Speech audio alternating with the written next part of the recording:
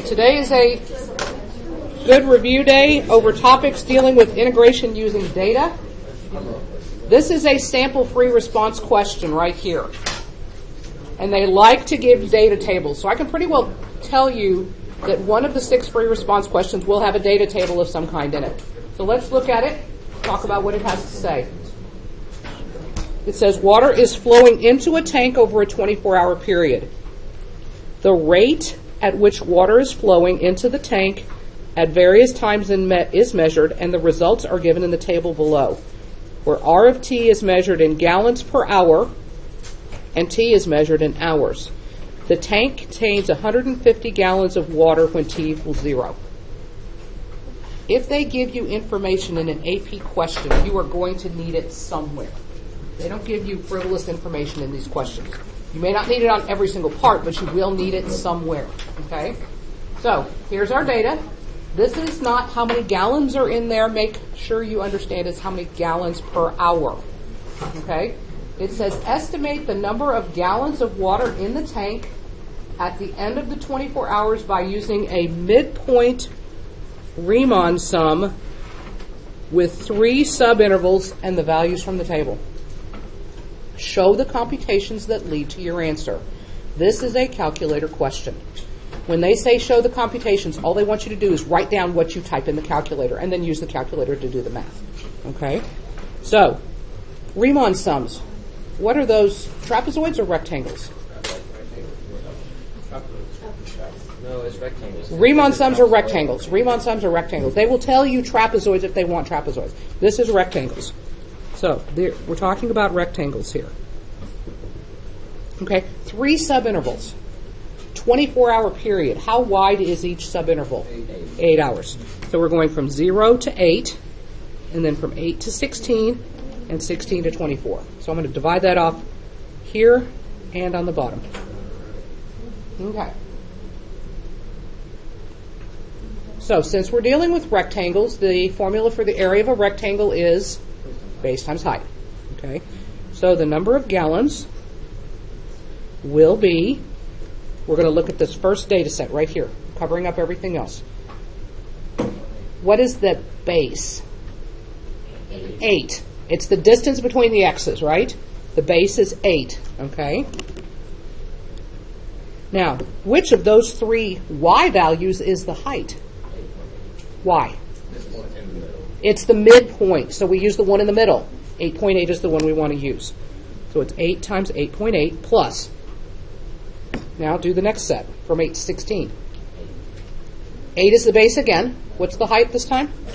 9.2. So 8, bless you. 9.2 plus, and then here, we're looking at 16 to 24.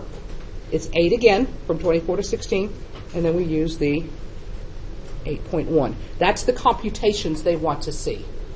So now you just take your calculator and type all that in. Now, if you want to do it with the shortcut where you do 8 parentheses, 8.8 plus 9.2 plus 8.1, you could do that. That's fine. But sometimes they're not equally spaced, and you have to do them separately. And you get 208.8, but that's not the final answer. That is not the final answer. That's how many gallons flowed into the tank over the 24-hour period. The question says how many gallons are in the tank. Look at the original question. So minus 150? Not exactly. It's involving the 150. It started with 150 gallons.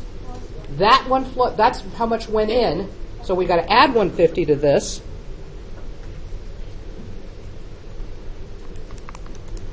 And we get 358.8 gallons.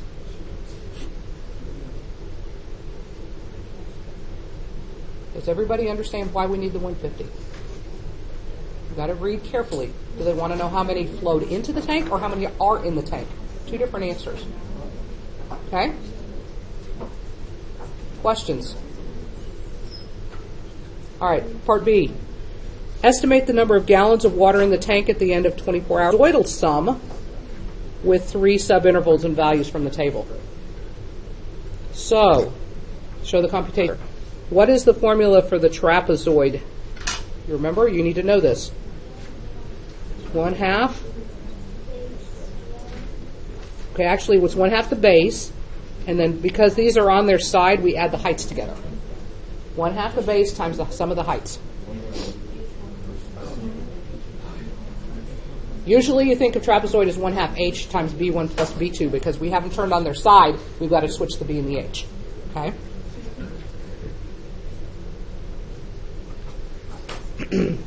All right. Once again, what is the height of this first trapezoid? It is still 8. And which two of the three values for the height do I use? The 8 and the 9.3, the two on the ends. When you're doing trapezoids, you use the two on either side. So this one will be 1/2 of 8, and then 8 plus 9.3, plus. Right here, 1/2, 8 again, and then 9.3 plus 8.9.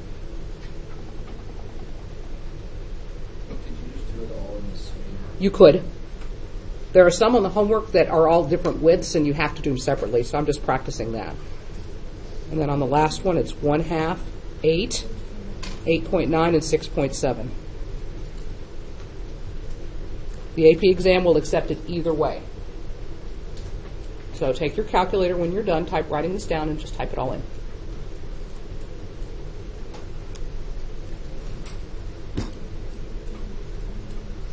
I'm going to write it the other way. How you could have written it as one whole long one.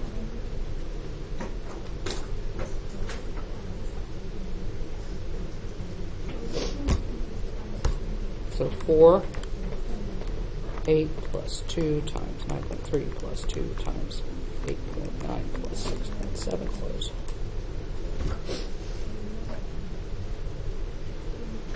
Is the 204.4 the final answer? No. 50? We get 354.4 gallons.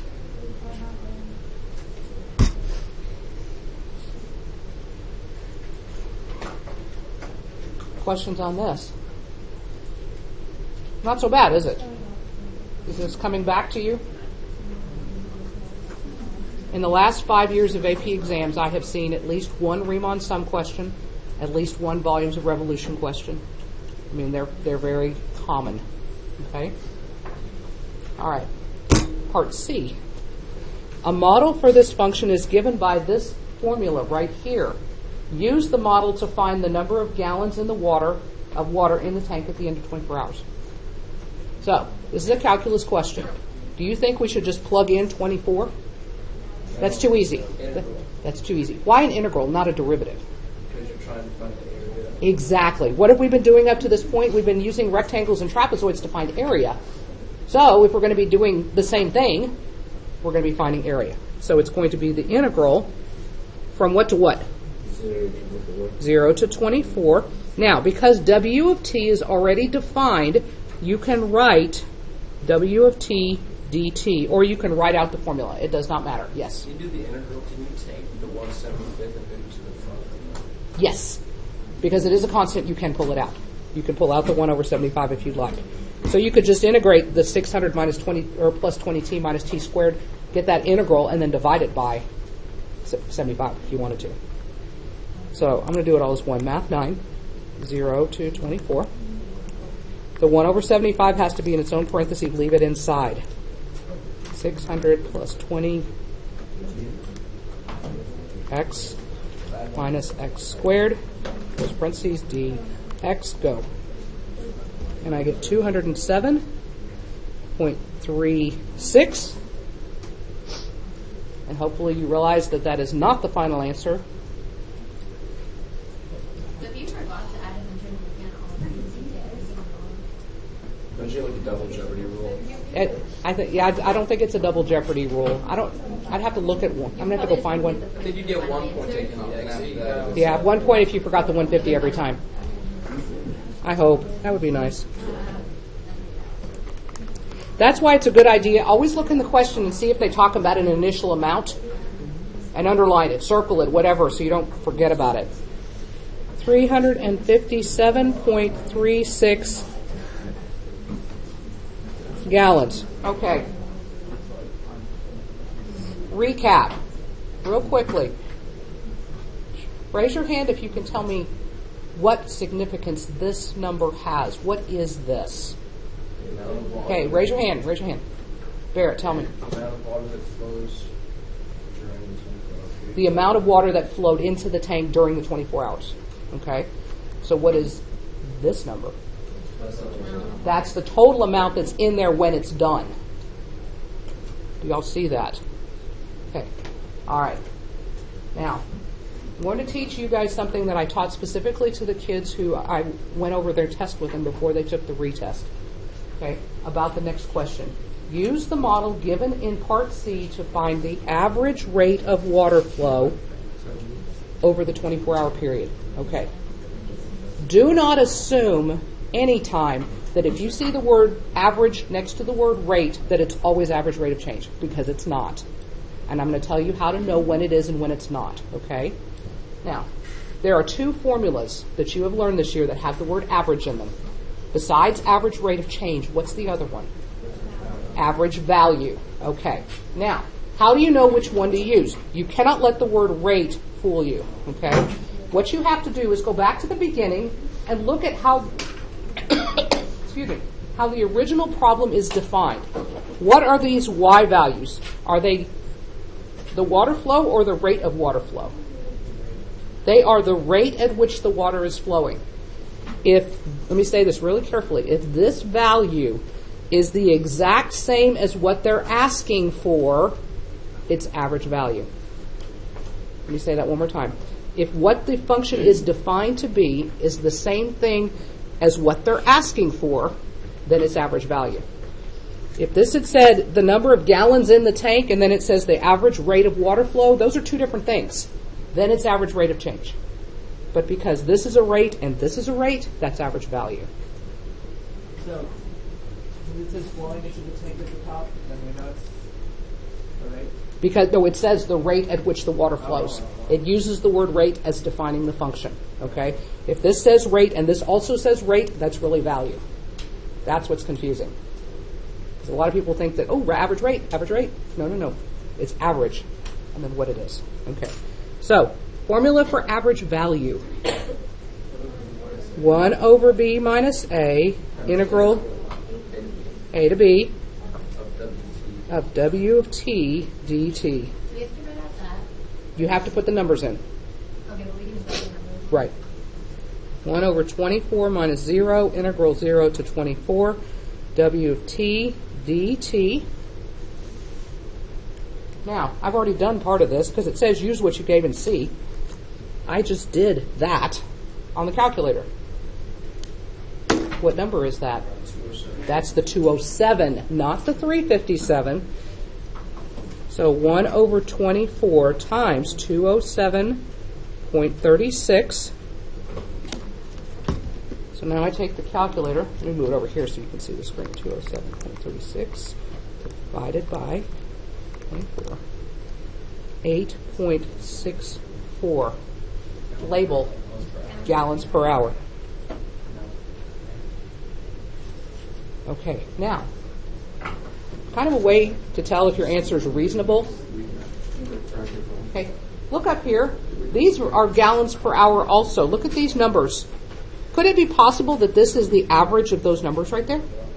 It's in the range, isn't it? But actually, it's not the average of these 7. It's the average of all of them, all infinite number of them. That's what you just found. Okay? Any questions?